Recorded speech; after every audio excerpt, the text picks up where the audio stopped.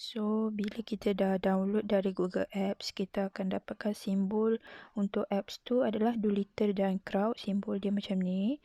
So, kita klik saja di bahagian ni, dia akan keluarlah. Okey, ni muka depan. So, dekat sini ada untuk dua method, LU decomposition method, satu Crowd method dan satu lagi Doolittle method.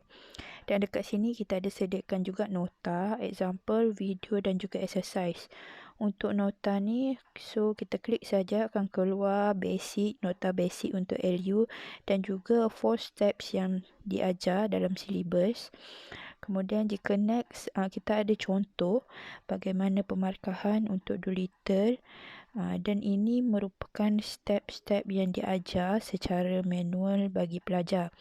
Iaitu pelajar perlu buat pendaraban dulu bagi LU, kemudian cari nilai setiap U dan juga nilai setiap L dan masukkan dalam formula LY equal to B dan juga UX equal to Y. So akan dapat nilai XYZ.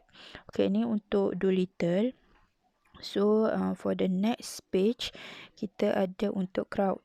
Sama juga untuk Crowd, perlu hasilkan pendaraban LU dan nilai setiap L dan U, dan kemudian akan dapat masukkan dalam LY equal to B dan juga UX equal to Y. So akan dapat juga nilai. So ini antara nota dia. Okey, yang ni sekarang ni sebab saya tutup internet supaya tak ada masuk WhatsApp apa semua. Jadi sebab tu dia keluar macam ni. Sepatutnya dia akan terus itu tadi selepas nota, ya, kemudian example kan.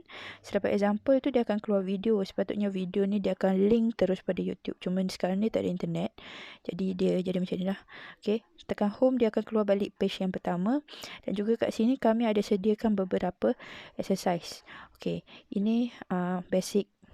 Okay, kemudian dekat sini macam mana cara penggunaan kalkulator Crowd dan Doolittle. Okey, kita tengok contoh yang pertama, contoh untuk Crowd tadi kan. Okey, contoh untuk Crowd tadi, ni nilai dia kan. So nilai ni saya cuba akan gunakan nilai ni untuk dapatkan nilai hasil jawapan dia macam ni lah. Okey, negatif 1, 2 dan 3. Jadi kita try. So this is Crowd. Okay, so dekat sini masukkan nilai. So bila kita klik dekat place insert value kan, dia bagi arahan. Jadi insert value yang pertama 4.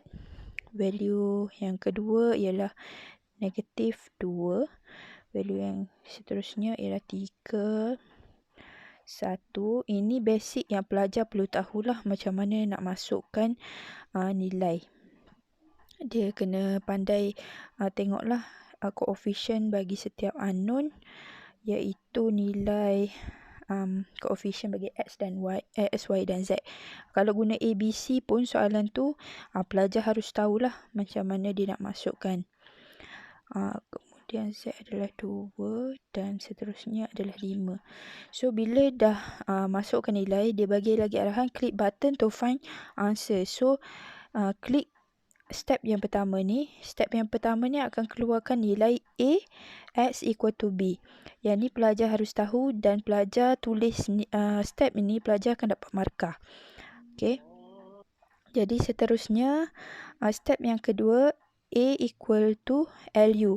Okay, LU ni yang formula ni diberi kepada setiap pelajar dalam soalan final. So pelajar harus tahulah kalau Crowd dia ambil formula mana, Doolittle dia ambil formula yang mana lah. Jadi yang dekat sini tadi yang saya bagi tahu, dia selepas hasil pendaraban L dan U, pelajar kena cari nilai setiap L dan juga nilai setiap U. Okey, jadi kalau pelajar salah cari nilai dekat sini, dia akan stuck lah untuk step yang ketiga dan seterusnya. Di sini mereka boleh menyemak bagaimana markah mereka, nilai mereka cari tu betul atau salah. Dan juga seterusnya step yang ketiga, LY equal to B yang tadi mereka kira tu. Okey, jadi boleh check, mereka boleh check nilai Y1, Y2 dan Y3 yang mereka kena cari tadi. Jadi sebenarnya pelajar kena buat sendiri. Dia kat sini just check saja. Mereka boleh check betul ke salah jawapan mereka tu. Okey, macam mana step ni, macam mana nilai ni. Okey. Dan last sekali, step 4, Ux equal to Y. So, dia akan keluar nilai lah. Dia keluar nilai kat sini. Jawapan yang pertama, X adalah -1, Y adalah 2 dan Z adalah 3. Kenapa dipanjang-panjang decimal places dia ni? Sebab kita memang set begitu. Sebab bagi jawapan fraction, dia akan keluar jawapan dalam decimal point. Okey. Jadi, dah boleh dapat jawapan akhir. Okey. Ini membantu pelajar dan membantu pensyarah untuk menyemak setiap jalan kerja. Sebab pelajar motivasi dia kurang kalau dia dah salah dekat step yang kedua ni. Sebab biasanya step yang kedua ni dia akan salah. Okey. Itu yang seterusnya saya akan tunjukkan yang untuk untuk Doolittle pula. Okey, Doolittle saya ambil juga contoh soalan dari nota.